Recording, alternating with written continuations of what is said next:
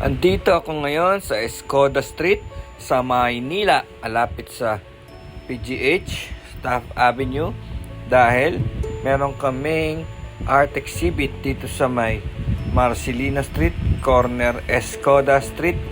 Pangalan niya ay Arte Pintura Gallery. So ito ay tanghaling tapat. Nagutom ako dahil ako ay galing pa sa trabaho at wala pang tulog. Pero naglakad-lakad ako, alam ko namang maraming pagkain sa paligid-ligid, kagaya nitong kwek-kwek at squid balls. So nakita ko na meron silang squid balls. Umorder ako ng dalawa. Gusto ko muna ay light eating dahil balak kong kumain sa 7-Eleven dahil doon ay may kape. Naisip ko, ang opening namin sa art studio ay alas 3 ng hapon, pero ngayon ay alas 12 pa lang. So matinding tambayan to, napakatinding tambayan. Ito nga palang squid balls na to ay kala ko ay napaka-ordinaryo lang, kaya hindi ako umaasa na ito ay masarap. Ngunit masarap pala, masarap siya at masarap yung kanyang suka at sausawan. Nilagay pa nga ni Manong sa sa baso, kaya madaling kainin. Kaya ako ay naglakad-lakad pa katapos nito. Habang ako'y kumakain ng aking squid ball at naglalakad-lakad sa Escoda Street, nakita ko tong tindahan na to. Anton's Lutong Bahay. Pero syempre dahil ako ay puyat na nga at hindi ko na rin alam kung anong gagawin ko. Medyo slow na, kaya hindi ko alam kung anong kakainin ko. Nakita ko may pansit pero mukhang kaninang umaga pa yon, kaya nagtanong ako kung pwedeng magpaluto. Sabi niya ay meron naman daw, kaya lang is 150 para sa 2 tao. So dahil nga slow na nga yung utak ko, hindi ko alam kung o-order ba ako o hindi. Pero naisip ko parang marami, tsaka ba mapanis lang, hindi ko kayang kainin kasi naisip ko nandun pa rin sa 7-Eleven na kailangan ko siyang tumambay dun eh. Mahirap naman tumambay sa 7-Eleven nang wala kang bibilhin. Nakakahiya. So baka mabusog na ako, hindi ko na alam. Pero nakita ko, may nakita lang ako available na Goto. Tapos naalala kong bigla yung isang vlog sa YouTube na bigla na lang nagpop up sa feed ko. Sabi, napakasarap na Goto, o may sinabi pa siya lugaw. Napakasarap na lugaw sa Escoda Street. Naisip ko, anong klaseng vlogger to? Pati lugaw, binlag pa para lang siguro sa views, no? Yun ang naisip ko. May sasarap pa ba ang lugaw? Tsaka, hindi pa ba natin natikman lahat ng lugaw? Di ba, kanin lang yun. Simpleng kanin na may malagkit. Di ba, ganun lang yun. Pero dumating na nga yung aking 50 pesos na na Goto. So yung lumalabas yung Goto kasi parang lugaw din yun na merong sangkap, na merong mga sangkap na konting pares, konting tuwalya, konting isaw. Ganun yung para siya maging Goto. Kaya sabi ko, sige tikman natin, pero wala namang special. Kung titignan niyo yung Goto, di ba, parang isipin mo 50 pesos na to, di ba tayo lugi nito, di ba? Pero wala na, nandito na eh. Parang puro bigas lang. Pero nung tinikman ko, yung mismong lugaw, ang sarap. Hindi mo may paliwanag kung paano na napasarap yung. Tignan nyo, ang lapot-lapot nyo. Tapos parang ang galing ni Manong. Yan, nakablong yan. Yan yung nagluto. Tapos parang tingin ko yung babae na yun sa likod, asawa niya yun, misis niya yun. Kaya silang may-ari niyan. Andito kasi kusina sa kanan eh. So, mabibilib ka talaga. May mga ibang tao talaga na masyadong talented sa pagluluto.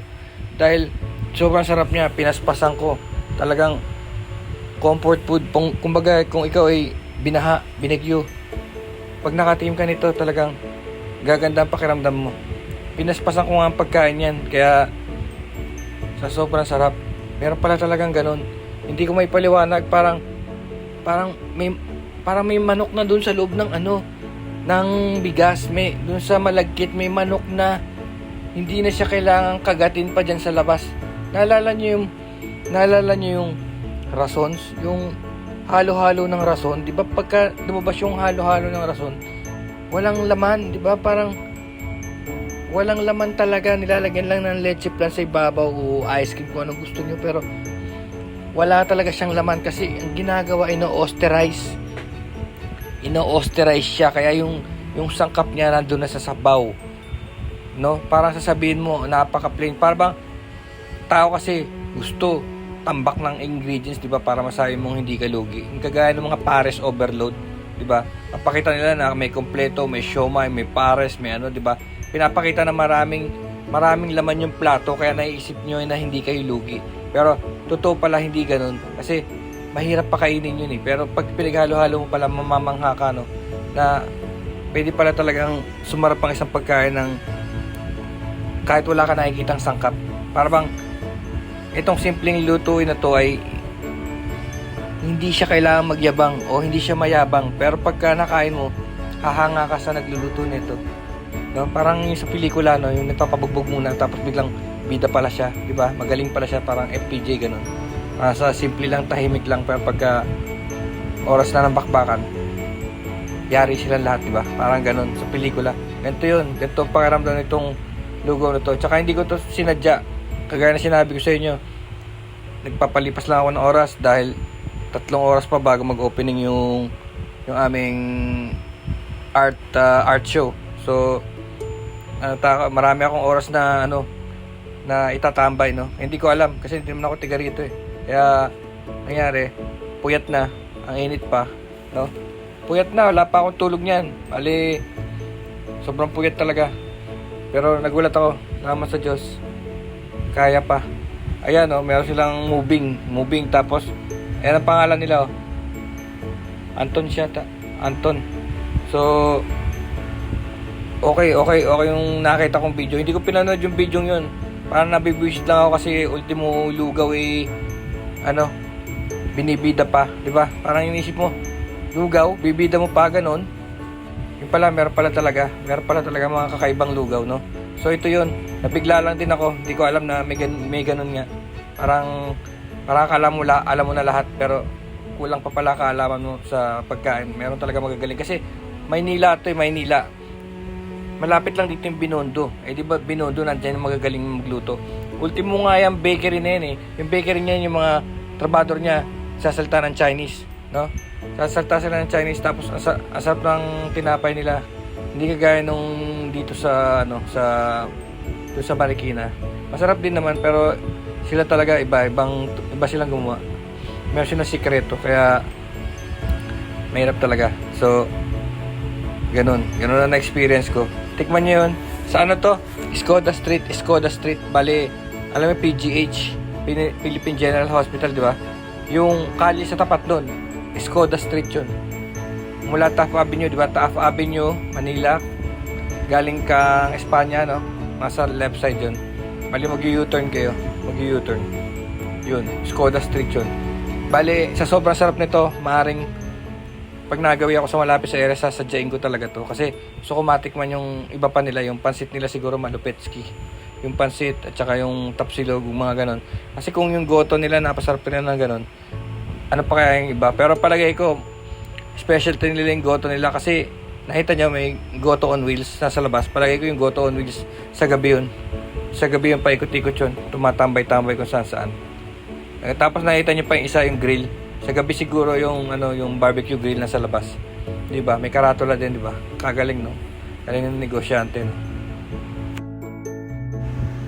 So, ayun, iniimbitahan ko nga kayo na subukan tong Anton's na to. So, malupetski talaga, tsaka ang sarap-sarap.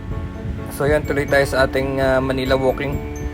Talagang dito sa Maynila ay medyo masikip, medyo maingay, malilitang kalye, pero makikita nyo sa sari-sari ang mga vendor. May tinda ng gulay, may tinda ng prutas.